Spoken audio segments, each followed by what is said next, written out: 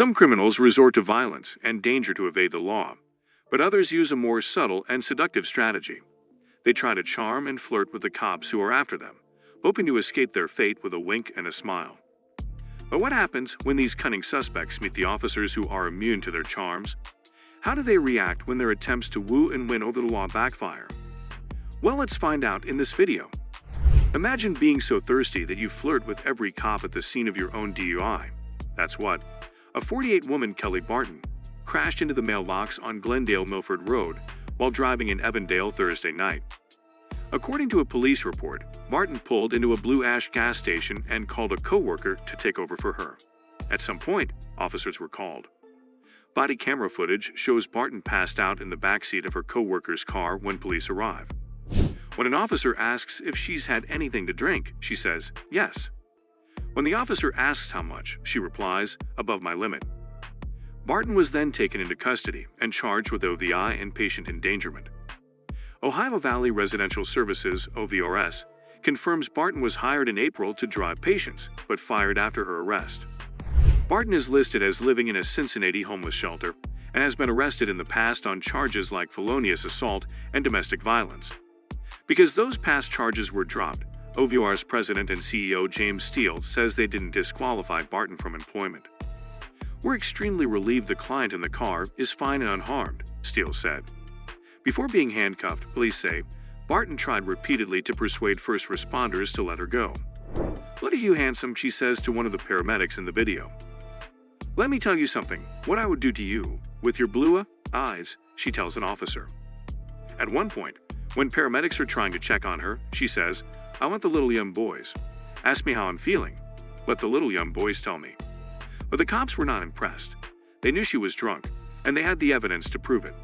They performed multiple tests on her and found out that she was way over the legal limit. They arrested her for driving while intoxicated and tried to put her in the police car. But Kelly was not done yet. Kelly resisted, she kicked, she screamed. Well, she was a one-woman show of flirtation and desperation. But if you think Kelly was bold for talking to cops like that, wait until you hear about Skylar Floss. She was an 18-year-old girl who also got pulled over for DUI. But unlike Kelly, she managed to get away with just a warning. And instead of being grateful, she decided to brag about it on social media.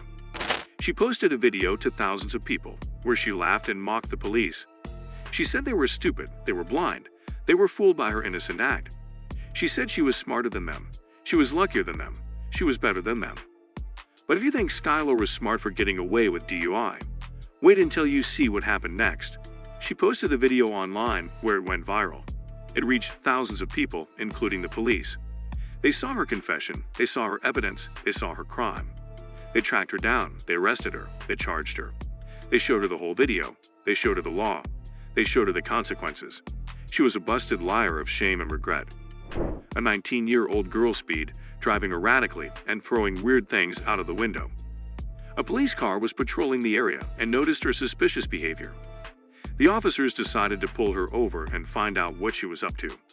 They turned on their sirens and flashed their lights, signaling her to stop. She reluctantly obeyed, but not before tossing one last thing out of the window. The officers approached her car and greeted her politely. Hi, how are you doing? One of them asked. Fine, she replied, with a hint of nervousness in her voice. She tried to act casual, but she couldn't hide her guilt. She claimed that she was a stripper at a bar called Dancers and that she was texting her boyfriend who was home with her kids. But something didn't add up. Her speech was slurred and her eyes were glazed. She looked like she had been drinking. The officers asked her some questions to verify her story. What time did you get off work? One of them asked. 11, she said. 11? It's an hour and a half away. You got off at 11? Yeah. She nodded nervously. Did you have anything to drink? The officer continued. No, I'm 19. I can't drink. She shook her head. She tried to shield her eyes from the flashlight that the officer was shining on her face. Don't shine that on my eyelashes, bro. The light will hurt them, she complained. The officers were not convinced by her answers. They asked her to step out of the car and perform some sobriety tests. She agreed, but not without complaining. Can we start already? I'm cold, she whined. Okay, calm down. We'll start right here, the officer said. She put on a show of confidence, but she failed miserably. She couldn't walk in a straight line, touch her nose, or stand on one leg. She stumbled and swayed, losing her balance and her dignity. She was clearly drunk. The officers had no choice but to arrest her for driving under the influence. But as they were escorting her to the patrol car, she dropped a bombshell. "There are weapons in my car," she said. "Weapons? What kind of weapons?" the officer asked, surprised. "Guns, lots of guns," she said. The officers were stunned by her revelation. What was this girl hiding?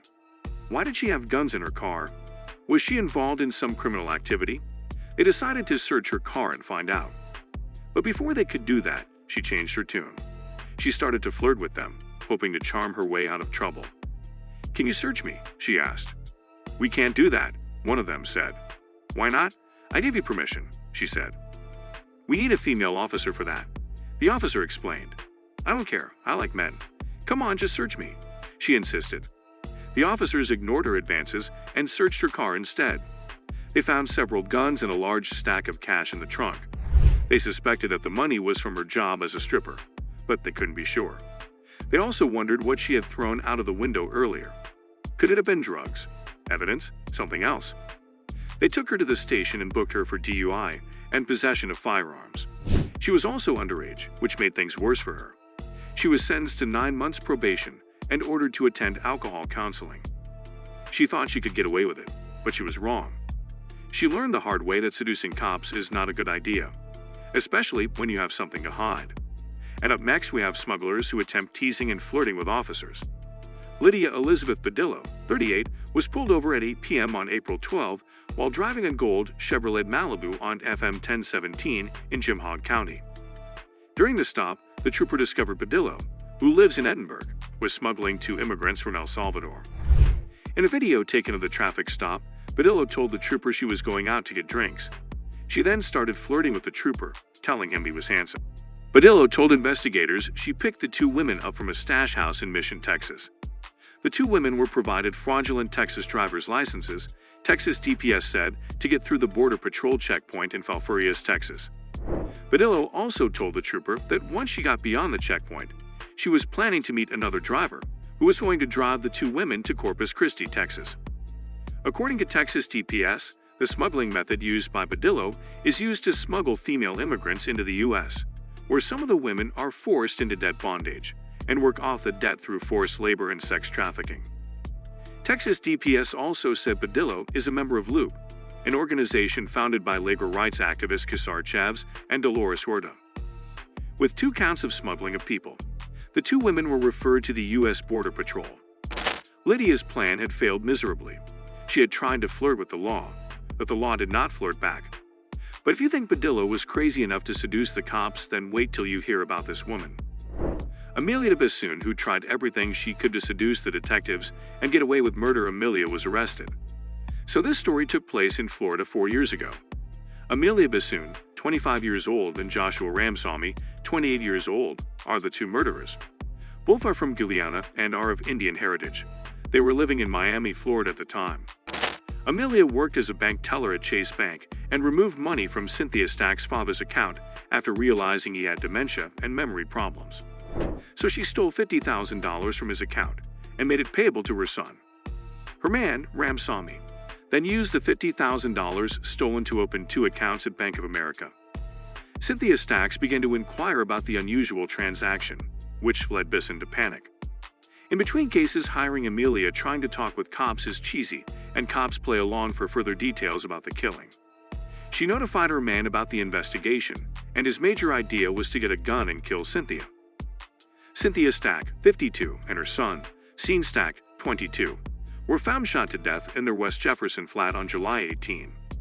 5 gunshots were heard in the complex, according to neighbors.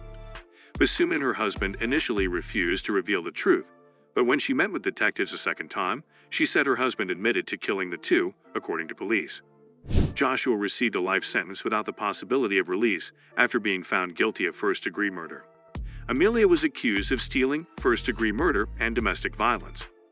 She was sentenced to 3 years in prison for theft and fraud rather than first-degree murder.